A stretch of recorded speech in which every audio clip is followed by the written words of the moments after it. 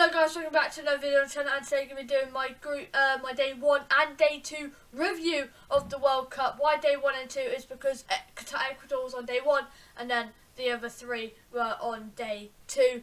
From now on it's going to be day 3, day 4 and all that. And then to get into the first game, which is Qatar 0, Ecuador 2. A fantastic result for Ecuador. It was a massive win. It was honestly massive. Enner Valencia with the double. One was a penalty very nicely slotted, and one was an absolute brilliant header.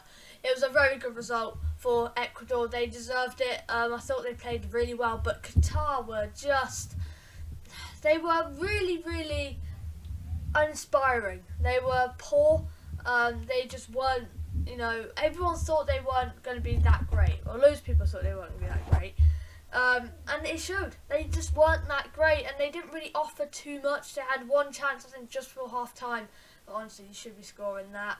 One volley, that was actually decent, that went over, but apart from that, really nothing offered there from them, and Valencia could have had a hat-trick.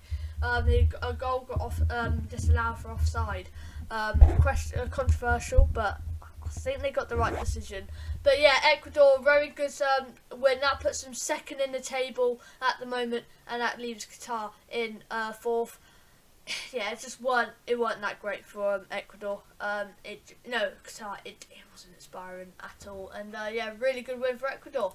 Moving on to the next game, which is England 6, Iran 2. I've already done my review for this game, but let's just talk about it even more because it was that fantastic from England. We looked strong and we looked very convincing.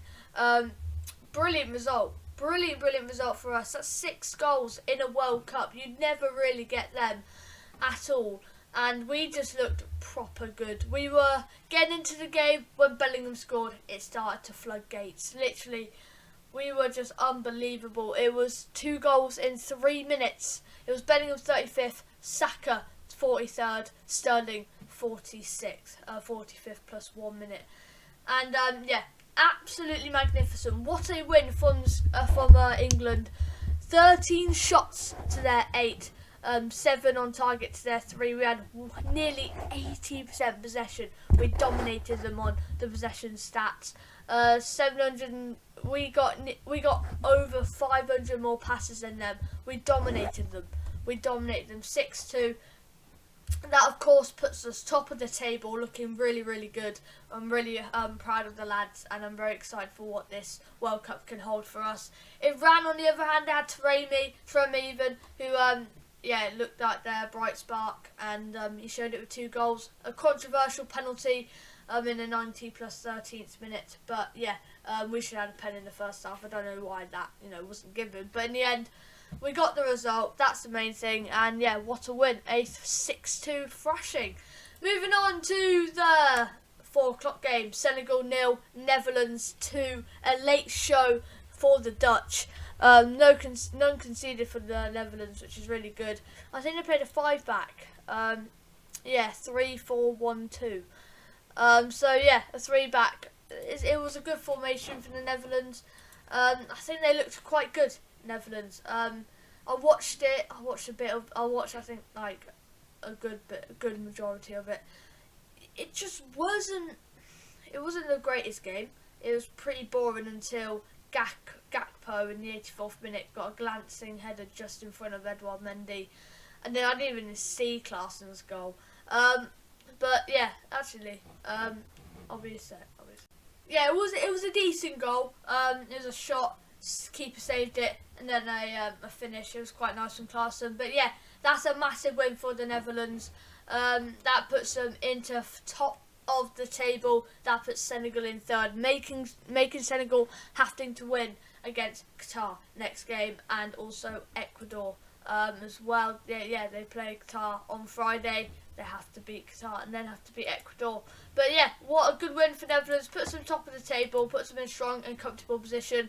Should we get into the last game, which was USA 1, Wales 1. It was the first time for Wales since like 1958, I think it was, when they were last in the tournament.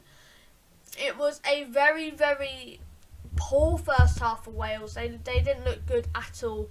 USA looked better. They got a nice finish from where, very nice, comfortable, just a slot it into the bottom corner against Wayne Hennessy. It's a very good goal, good counter, good pass into him, and then he just slots it home. 1-0.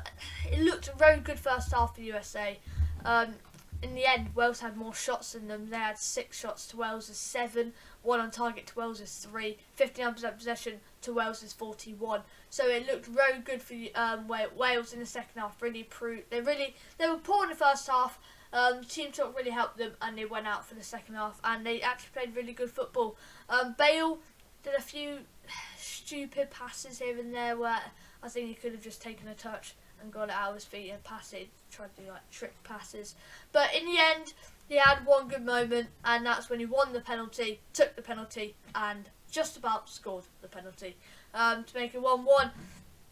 On the fair share, I think it was a very, it was going to be a 1-1 draw. I didn't really see it being otherwise.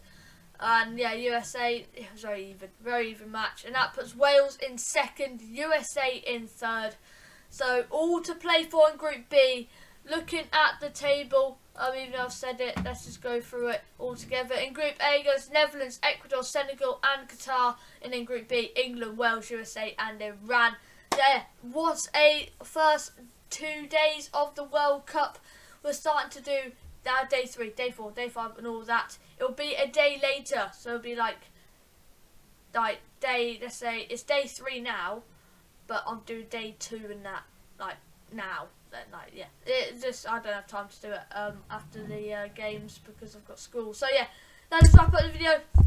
Don't forget to like, subscribe, hit the notification bell, and I'll see you guys in the next one. Peace out.